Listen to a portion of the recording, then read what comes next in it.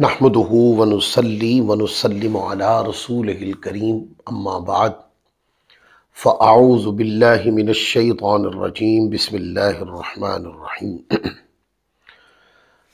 درس الادب المفرد کا سلسلہ جاری ہے اور آج کا سلسلہ باب نمبر 235 اور حدیث نمبر 515 سے شروع ہو رہا ہے، اور باب کا عنوان امام بخاری نے قائم کیا بیماروں کی بیمار پرسی کرنے کا بیان۔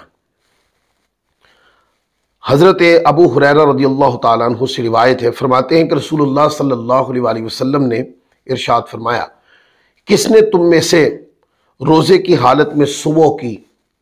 تو حضرت ابو بکر صدیق رضی اللہ تعالیٰ عنہ نے کہا کہ میں نے۔ آپ صلی اللہ علیہ وآلہ وسلم نے فرمایا، آج تم میں سے کس نے بیمار کی بیمار پرسی کی؟ تو حضرت سیدنا صدیق اکبر رضی اللہ تعالیٰ نے کہا میں نے۔ آپ صلی اللہ علیہ وآلہ وسلم نے فرمایا، آج تم میں سے کون جنازہ میں حاضر ہوا؟ تو حضرت ابو بکر صدیق نے کہا میں۔ آپ صلی اللہ علیہ وآلہ وسلم نے فرمایا، آج تم میں سے کس نے مسکین کو کھانا کھلایا؟ تو حضرت ابو بکر صدیق رضی اللہ تعالیٰ نے کہا کہ میں نے۔ مروان نے کہا کہ مجھ تک یہ بات پہنچی ہے کہ حضور صلی اللہ علیہ وآلہ وسلم نے ارشاد فرمایا، جس شخص میں کسی دن یہ خصلتیں جمع ہو جائیں وہ جنتی ہے۔ اب جتنے بھی عنوانات بیان ہوئے ہیں اس کے اوپر غور کریں۔ پہلی بات یہ کہ حضور نے فرمایا روزے سے صبح کرنا، لہذا نفلی روزوں کی اپنی طبیعت کے اندر عادت ڈالنی چاہیے۔ بعض صوفیہ کرام یہ فرماتے ہیں کہ آپ دیکھتے ہیں کہ زمین جو ہے، کسان پہلے زمین کو تیار کرتا ہے، پھر اس میں بیج ڈالتا ہے، پھر اس کے بعد ایک فصل تیار ہوتی ہے۔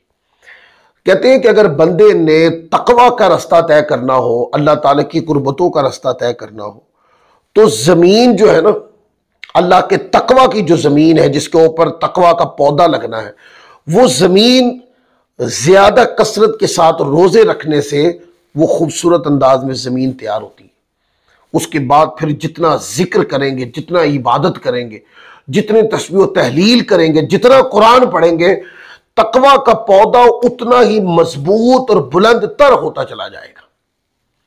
اور روزے کے اور بھی کئی فوائد ہیں جی، اس کے ثواب اور فضیلت تو ایک الگ چیز ہے، جسمانی فوائد بہت ہیں۔ مطلب ایک تو بندے کی صحت اچھی رہتی ہے اور پورے جسم کا نظام انہدام جو ہے وہ معتدل رہتا ہے۔ پھر روزے کثرت کے ساتھ رکھنے والا بندہ موٹاپے کی بیماری سے بچ جاتا ہے، اور جس بندے کو بہت زیادہ شہوت آتی ہو اس کے بارے میں حدیث پاک میں آیا کہ وہ زیادہ روزہ رکھے۔ لہذا کثرت کے ساتھ صدیق اکبر رضی اللہ تعالیٰ عنہ، قرآن نے آپ کو متقی نہیں اتقی کہا ہے، تو کہتے ہیں آپ اکثر روزے رکھا کرتے، فرائض روزے کے ساتھ نفلی روزے بھی آپ عادتاً رکھا کرتے۔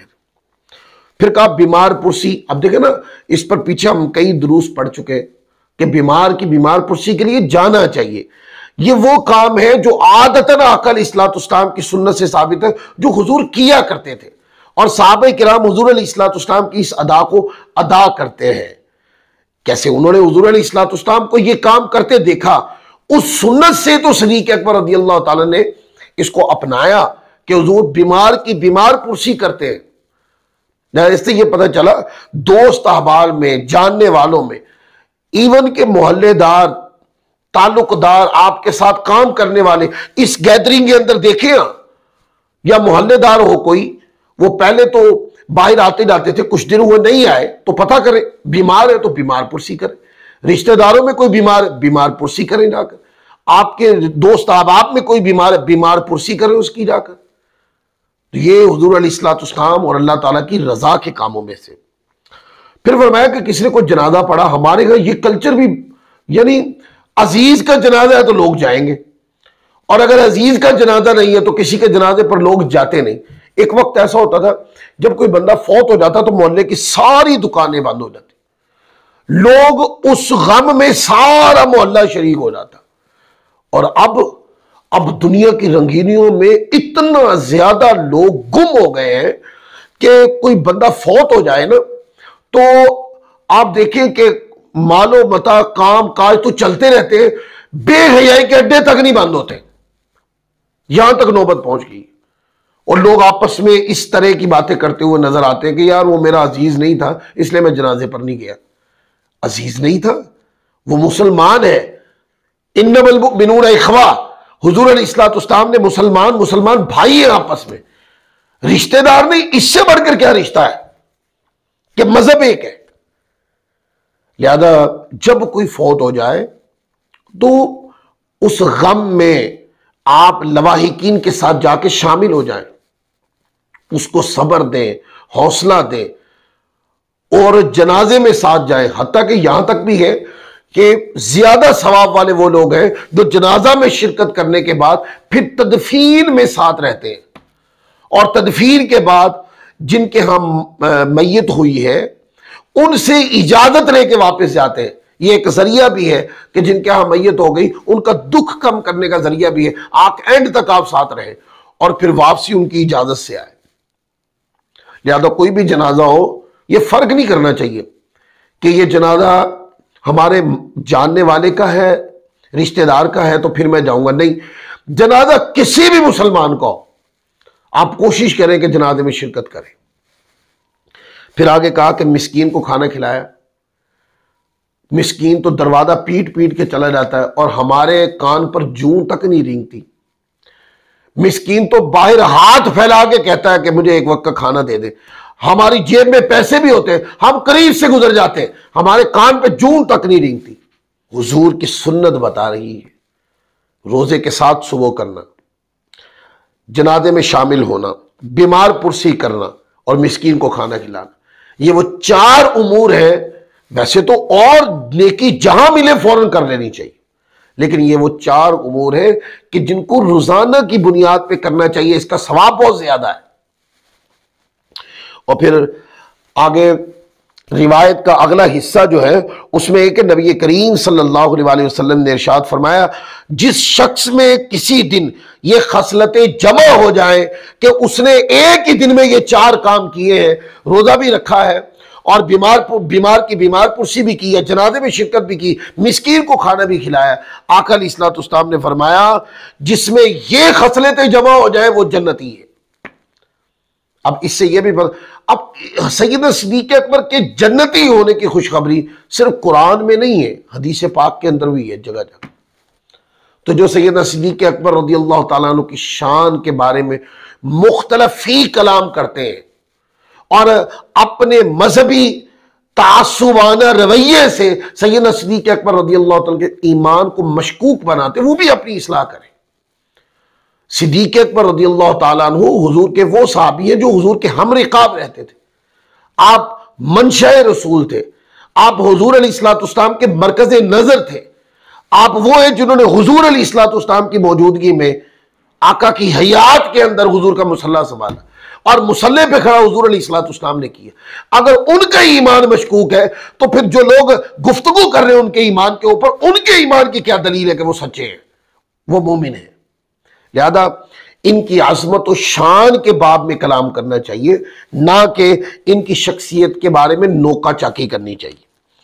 پھر آگے حدیث نمبر 516 ہے، حضرت جابر رضی اللہ تعالی عنہ سے روایت ہے، فرماتے ہیں نبی کریم صلی اللہ علیہ وسلم حضرت ام صائب کے ہاں گئے تو وہ بخار میں سردی لگنے پر کانپ رہی تھی۔ آپ صلی اللہ علیہ وسلم نے فرمایا تجھے کیا ہوا؟ کہنے لگی کہ بخار ہے، اللہ تعالیٰ اسے ذلیل کرے، یعنی شدت کے کلمات ان کی زبان سے نکلے۔ تو نبی پاک صلی اللہ علیہ وسلم نے ارشاد فرمایا رک جا، اس بخار کو سخت کلمات مت کہو، کیونکہ یہ مومن کے گناہوں کو اس طرح لے جاتا ہے جس طرح لوہے کی بھٹی لوہے کے میل کچیل کو دور کر دیتی ہے۔ امام مسلم رحمۃ اللہ علیہ نے اس روایت کو 2575 پہ روایت کی ہے۔ اب بخار کیا ہے؟ کہتے ہیں بخار ایسے صاف کر دیتا ہے بندے کو جیسے بھٹی لوہے کو صاف کر دیتی ہے۔ تو اس کے اوپر صورت یہ ہو کہ بخار آیا ہے، بخار کی اذیت ہے، بخار کی تکلیف ہے، پر جس پر یہ واردات ہوئی ہے وہ صبر کے ساتھ کھڑا ہے، وہ اس نے اپنے آپ کو مضبوط کر رکھا ہے، وہ صبر کا دامن ترک نہیں کرتا اس نے کہا کہ بیماری کی حالت میں جتنی بھی تکلیف مجھے آئے میں اپنے رب کی رضا کے لیے اس کو برداشت کروں گا۔ تو فرمایا کہ یہ جو ہے تو بیماری ہے، تو اذیت ہے، تو تکلیف، لیکن یہ پورے جسم پہ آتی ہے اور جسم کے لوئے لوئے کی ہر عضو کی گناہوں کو جھاڑ دیتی ہے، صاف کر دیتی ہے۔ لہذا بخار بندے کو گناہوں سے صاف اور پاک کرنے آتا ہے۔ جب بندے کو بخار آتا ہے اس میں بندہ اللہ کی رضا کے لیے صبر کرتا ہے تو اللہ تبارک و تعالی اس بخار میں بندے کے سارے صغیرہ گناہ معاف فرما دیتا ہے۔ وہ چاہے تو اپنی رحمت سے کبیرہ بھی معاف فرما دے، لیکن اس پر علماء نے یہ قول کیا کہ سارے صغیرہ گناہ اللہ تعالیٰ معاف فرما دیتا ہے۔ آج کا درس اسی حدیث نمبر 516 پر ہم اختتام کر رہے ہیں، پھر نئے درس کے ساتھ پھر حاضر ہوں گے۔ اللہ تعالیٰ ہم سب کو عمل کی توفیق عطا فرمائے۔ وما علینا الا البلاغ المبین۔